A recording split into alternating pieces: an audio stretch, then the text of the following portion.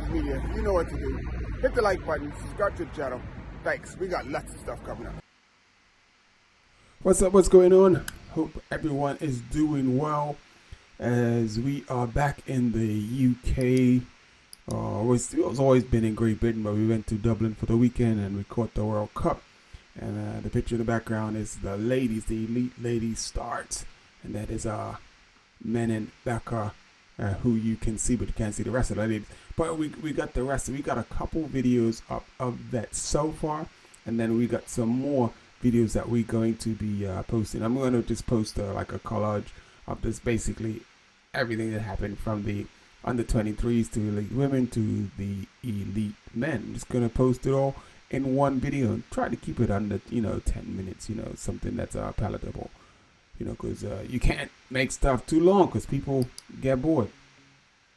Yes, they do. So with that, we just dropped a little background, and then today's story is big news. It is pretty big news. So Jonas Vingegaard missed the doping test in 2019. What does that mean exactly? Should we start panicking about the state of pro cycling, or is it par for the course?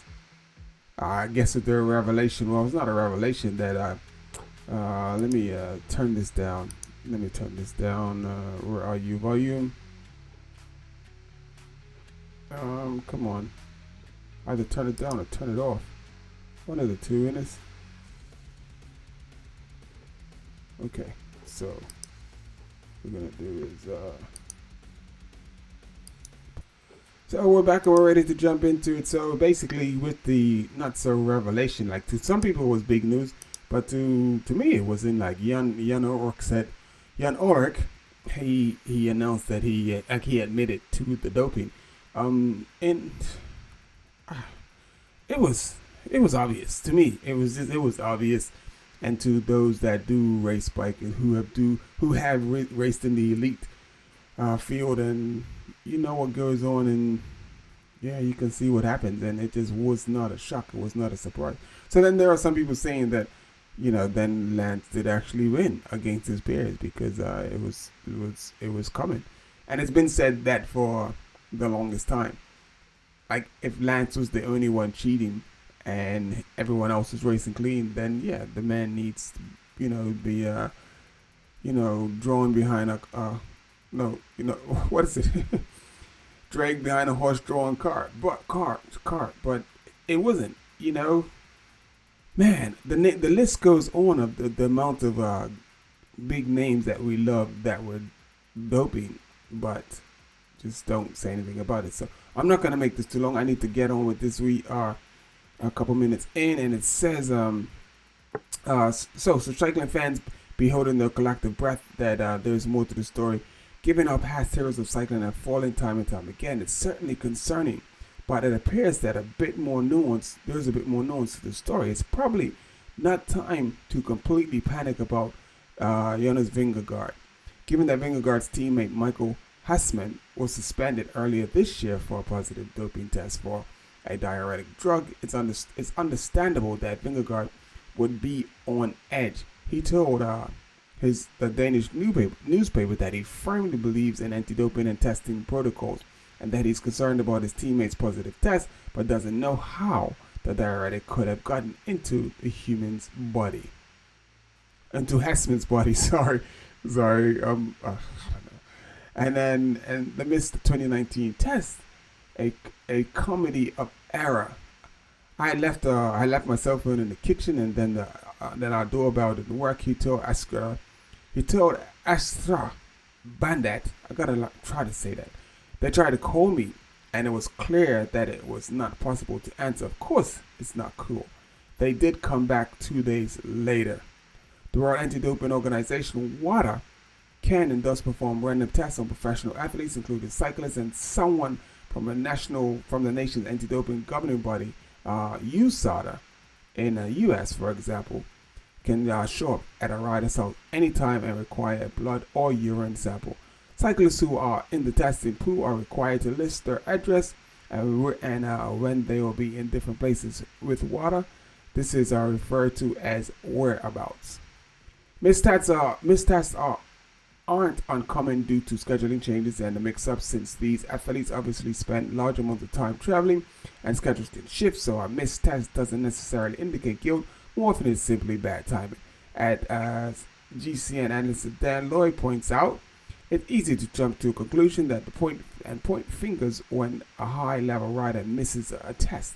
After all, we've been burned before. It's hard to trust, especially when so many top riders have turned out to be not so clean. But as Lloyd says, it's so easy to make simple mistakes when filling out your whereabouts, or have flights delayed, or make a split-second decision to head to warmer weather for better training. Lloyd also points out that the simple fact that a rider can miss 3 random tests in a 12-month period before they count as a doping violation. Sometimes an address is recorded incorrectly, or a house just hard to find or difficult to access. From personal experience as a team manager for a cyclocross team, one of my riders had only narrow missed avoiding missing a test thanks to a series of frantic phone calls and seriously Twitter DMs that saved the day from friends who have been contacted by WADA's local testers looking for the hard to find Airbnb. Bear in mind this was even thicker back in 2016 when an American cell phone in a tiny village in France, where the Wi-Fi was spotty at the best of times. We were able to guide the testing crew to a house, and our rider was tested and clean. But it was a reminder that even riders with the best of intentions can get caught out. Even without the broken doorbell, I imagine Vingegaard had simply been there in the shower when they showed up. Please don't imagine this too vividly. He may not have heard the doorbell even if it wasn't broken and wouldn't have had his cell phone in hand. It could easily be more than an hour before he realized that they had come and gone. Or what if he had been out riding in the area with no cell phone coverage when they came by? True, it's harder and harder to be off the grid at any given moment, but at the same time, surely we can give riders a bit of leeway when it comes to random knocks on the doors. After all, when was the last time you answered a call from an unknown number, or ran to the doorbell when the bell rang, rather than assuming it was just a UPS drop-off? So that's the story on Jonas Vingegaard and how he missed the doping test a couple years ago. So it's sort of weird that it's just coming to light just now, and these type of things happen when riders do get a little bit of profile. So people tend to look for little things to poke at and pick at, and try to find a chink in the armor or discredit you or just get you disqualified. Because of the history of the sport and the things that other riders have done in the past.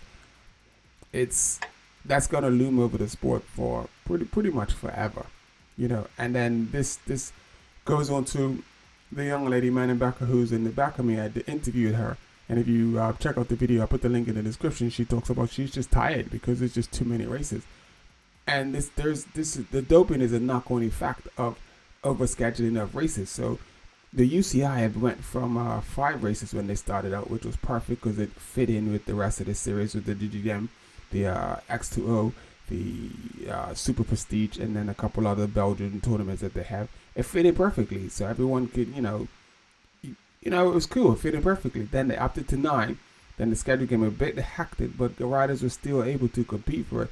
And then now it's 14, which is just too much. And Mennebacher just goes on to say that the riders are tired. So here's what I'm saying is that basically when you get this, so you just pushing the riders. When push comes to shove, it's either the riders don't show up or they do show up and they're doing stuff that they shouldn't be doing just so that they can race. Because the UCI and people put on pressure for these riders to be at the events and to race, because the UCI is spending a lot of money to put the events on, and they need riders in order for it to be successful, because they need something for the spectators to see. So, but you got to keep in mind, and you got to be conscious of the riders. And I seriously employ the UCI to take a look at what they're doing. They need to scale back the races so that because Lars van der Haar didn't show up in Dublin because he was like, it's just too much. And then like speaking to Amanda Backer, she was like saying like, yo, I just hopefully like she gets a break because there's no midweek race. Usually the X2O is midweek, and it looks like there isn't an X2O this weekend. I mean this midweek, and she's gonna get a break. But anyway, that's it. That's my little bit. Jonas Vingegaard, it's not that big a deal, like everything that they're explaining. These things happen, and it's quite easily, these guys stay in some secluded places as well because, they're superstars, and you just can't be in a regular neighborhood where just go all type of random people come in to knock on your door just because they want to get an autograph or say hello or something. And also as your profile, you're a high profile person, you need to be, in a secure location. So you don't need to have to worry about anything, your family or any of that type of stuff. Anyway, that's it. I'll thank you for tuning in. This has been English Libby.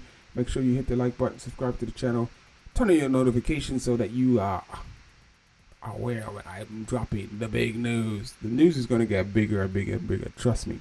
This is only the beginning. But like I said, I got the weekend coming up. I'm going to just drop that. It's going to be good. All right. Thank you for tuning in. Once again, thank you for tuning in.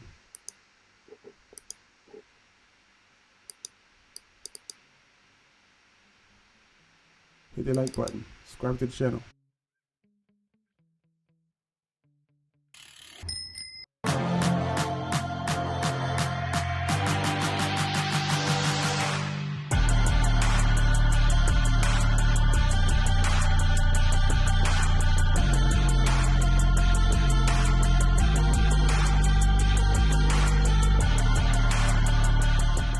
Sever your legs media. You know what to do.